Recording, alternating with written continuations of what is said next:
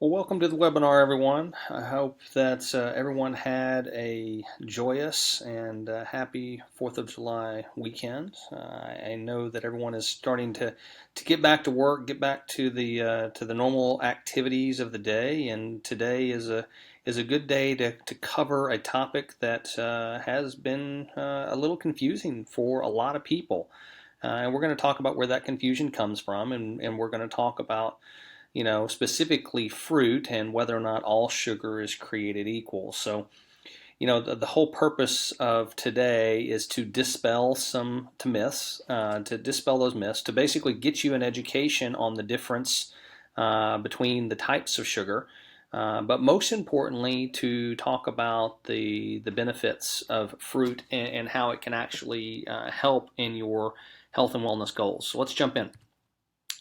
Most of the confusion starts with visuals like the one to the right. This is one that I found in preparing for this presentation where you have fruit being compared to basic table sugar and trying to say that these are in essence the same thing. But the reality is they are nowhere remotely close to being the same thing. And you need to understand and appreciate that. And part of today is to basically dispel these types of graphs and, more importantly, to give you the education so that you can make informed choices.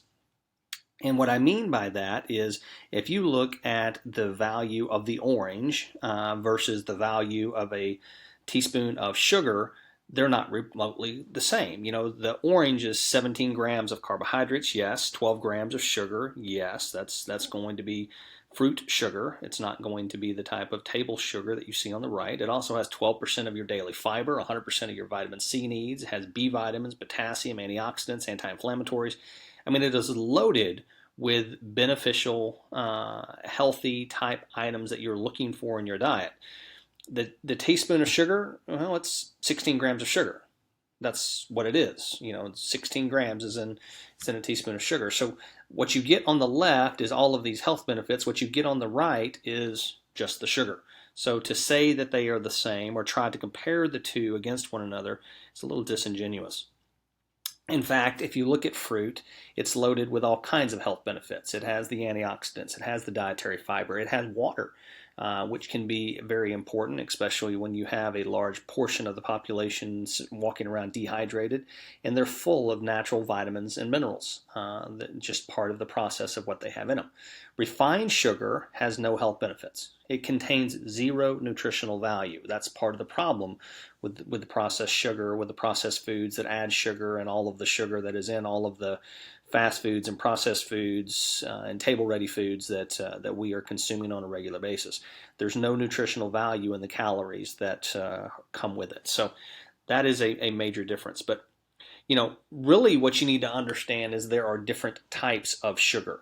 There's something called glucose, there's something called fructose, and there's something called sucrose. Now, if you look very closely, sucrose is nothing more than a combination of both glucose and fructose. That's right, it's the same chemical composition, just bound together. That's what we call sucrose. So we're going to go in and we're going to introduce these concepts of what they are so that you can truly understand them. So Sugar 101, here we go.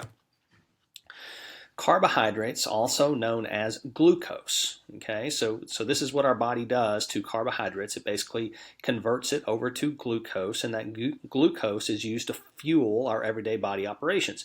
Now, the main thing that you need to understand here is this is metabolized in the bloodstream. And the reason why that's important is because glucose is when we're talking about, high blood sugar. That's what we're talking about. We're talking about glucose. We're talking about, the carbohydrates. We're talking about what it's doing in the bloodstream. So make sure you understand that's what we're talking about when we're talking about glucose. Fruit sugar are also known as fructose. Okay, that's part of the natural human diet. It tends to have less sugar by volume. In other words, a 100 grams of fruit versus 100 grams of carbohydrate or 100 grams of sucrose, you're going to have a lot less sugar in the natural fruit. Fructose is the only type of sugar found in fruit. So let me say that again. Fructose is the only type of sugar found in fruit, and it's metabolized in the liver, not in the bloodstream. So there is a huge difference there. You need to understand that glucose metabolizes in the bloodstream, fructose metabolizes in the liver. And then, of course, you have your refined sugar, also known as sucrose, which is that combination of the two, and that's the sweetener that's used in processed foods. It's cheap to make, easy to add to things, and has a variety of different names, including our most well-used one, which is our high fructose corn syrup. But you can kind of see the concept there. If I'm telling you high fructose corn syrup, remember fructose is coming from fruit. Sucrose is a combination of glucose and fructose. So now you understand the difference between them.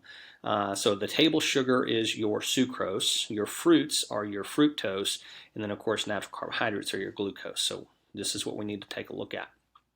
But the importance of fiber in fruit cannot be overstated. See, the fiber that comes from the natural fruit when you're eating it actually slows down the absorption of the sugar into your body, meaning you don't get that spike in blood sugar that comes when you consume other types of sugar. In other words, you don't have that same effect that you would if you were eating a processed food item or a candy bar or something else when you're eating fruit. So comparing the two together when they don't have the same effect on the body, especially when they have the fiber to basically slow that process down, is a very important distinction that you need to make sure that you know and that you understand. And I'll tell you, one of the biggest problems that we have in this country is the lack of dietary fiber in our daily food intake. There's a lot of people out there that don't get the fiber that they need every day, and as a result, suffer with some pretty severe constipation and other irritable bowel related issues. This was an interesting study that came out recently. It was published in the Journal of the American Medical Association by Dr. Ludwig, who's the director of the New Balance Foundation of Obesity Prevention Center at Boston's Children's Hospital. Again, we have to have childhood obesity specialists in this country because, unfortunately, our food supply is such that now 33% of our children are overweight. But what he found through some observational studies was that sugar consumed in fruit is not linked to any adverse health effects, no matter how much you eat. Fruit consumption is tied to lower body weight and a lower risk of obesity-associated diseases. So Dr. Ludwig, in his observational studies at Boston Children's, published an article in the Journal of the American Medical Association that basically came out and said, eat all the fruit that you want. Because what he has seen is a large fruit consumption usually leads to lower body weights and a lower risk of obesity-associated diseases. But again, you can always find these types of studies, but you have to be very careful because there's certain things you need to understand. First, high blood sugar is caused by too much glucose in the blood. That can lead to diabetes. We know that. So that's, when you go have your blood test done, one of the things they're looking at is your glucose reading. And they want to know, is it above a 100? Because if it's above a 100 but below a 126, then you're what we call pre-diabetic. If your glucose number is above 126, well, now you're a type 2 diabetic. So that's kind of what we look for, is that glucose in the blood. And we now know that table sugar and or carbohydrates, natural carbohydrates, are what is converted over to glucose and basically is metabolized through our bloodstream. Fruit, on the other hand, is fructose processed through the liver. So it's a different thing. But the thing that you do need to know about fructose, and this is a lesser known fact, is your liver will convert excess fructose into triglycerides.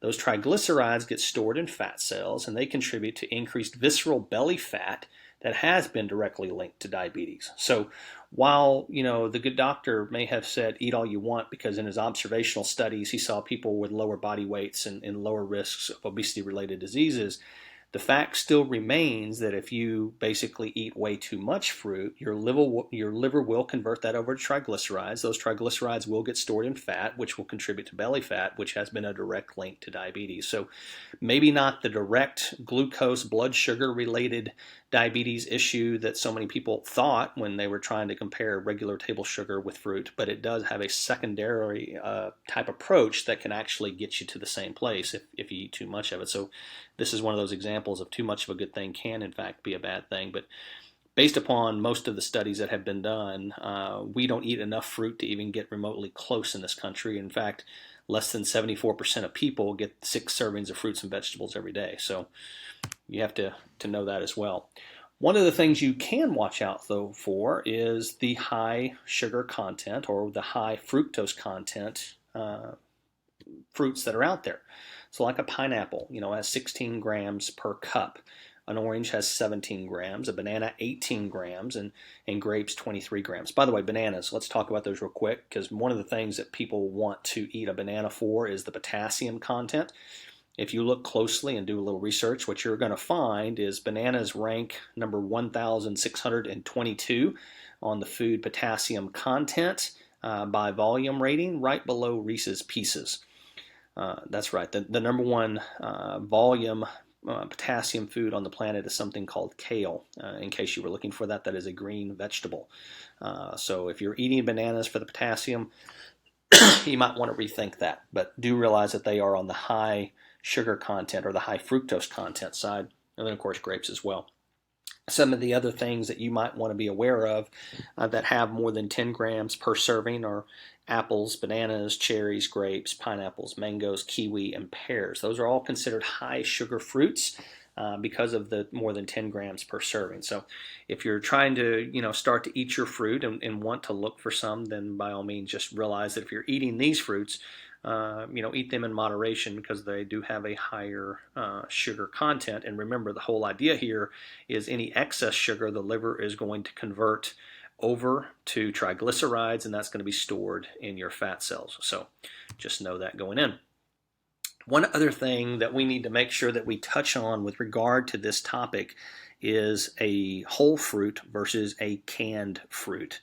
A lot of people, when they decide that they're going to eat fruits or start eating fruits again, they go grab the can. Why? Well, it's convenient. It's easy. It's already been peeled. There's not a lot of work involved with it. Well, this is pears. So, a serving of pears is roughly 60 calories with 12 grams of fruit sugar, what we refer to as fructose. The canned, on the other hand, is a little different. Same serving is 100 calories. It's 19 grams of sugar. Because, see, they are stored in what's called heavy syrup.